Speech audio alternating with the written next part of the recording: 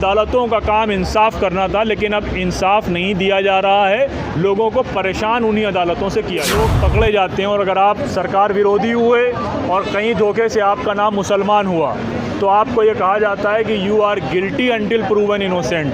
कि दिसंबर से शर्जील इमाम जेल में हैं, तो ये आप अंदाज़ा लगाइए कि ये जो नंबर्स हैं, किसी के 1000 दिन, किसी के 1100 दिन, किसी के 1200 दिन, ये नंबर्स जो हैं वो भारतीय कानून व्यवस्था से सवाल कर रहे हैं। ये नंबर्स पुलिस की इन्वेस्टिगेशन से सवाल कर रहे हैं कि तुम्हारी इन्वेस्टिगेशन कैसी है जो तुम आज तक ट्रायल पे नहीं जा पाए।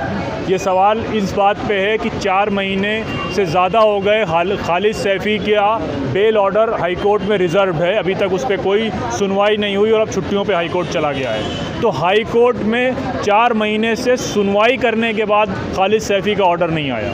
1.5 साल तक ट्रायल कोर्ट में उमर खालिद के बेल की सुनवाई होती रही, उसका कोई जवाब नहीं दिया गया। फिर हाई कोर्ट में जो जज 1 साल पहले बेल देता है नताशा नरवाल को, आसिफ इकबाल तन्हा को और देवांगना कलीटा को, और ये पूरे प्रोसेस पे सवाल उठाता है, उस जज के ऑर्डर के ख़िलाफ़ पुलिस, दिल्ली की पुलिस सुप्रीम कोर्ट जाती है 1 साल के बाद। वही जज ये कहता है कि इनकलाब के नारे क्यों लगाए उमर खालिद ने, उमर खालिद ने इनकलाब जिंदाबाद क्यों कहा, उमर खालिद ने सरकार की आलोचना क्यों करी, और उसके बाद वो 1 मिनट के बाद ये कह देते हैं कि हमने बेल डिनाई कर दी।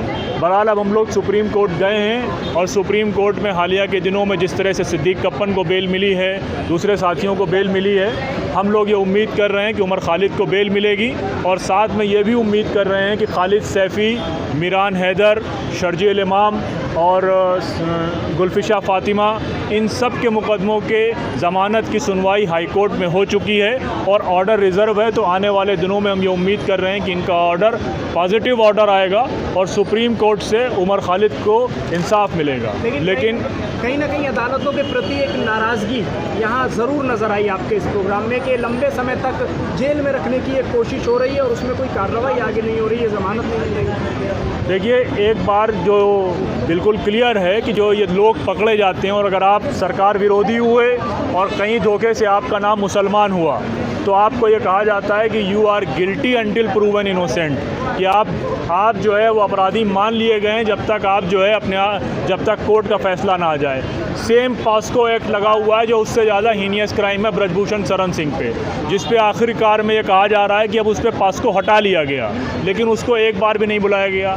आपने सब ने देखा होगा कि दिल्ली दंगे किस तरह फैले और किस तरह कपिल मिश्रा ने रोल प्ले किया, लेकिन दिल्ली पुलिस ने कहा कि हमने कपिल मिश्रा को बुलाया और उनसे पूछा क्या आपने कोई भड़काऊ स्पीच दी है, तो कपिल मिश्रा ने कहा नहीं, हमने कोई स्पीच नहीं दी, हमने उनको वापस भेज दिया।